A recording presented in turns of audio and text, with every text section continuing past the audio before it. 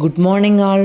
Day 31 and first day of my no boil and no oil.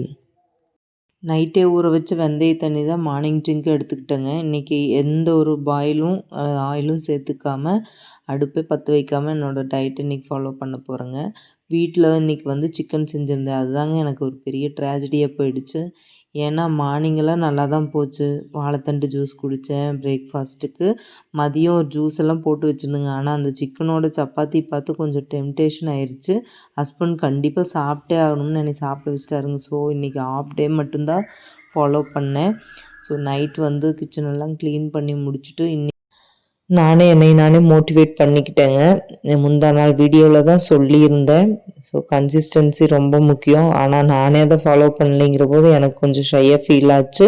நாளையிலேருந்து நான் இதை வந்து கண்டிப்பாக இந்த டெம்டிங் எல்லாம் இருக்கக்கூடாதுன்னு நானே முடிவு பண்ணிவிட்டு நைட் ட்ரிங்காக வந்து பானை தண்ணி தான் குடித்தேங்க. த்ரூ அவுட் த டே நிறைய தண்ணி குடித்தேன்.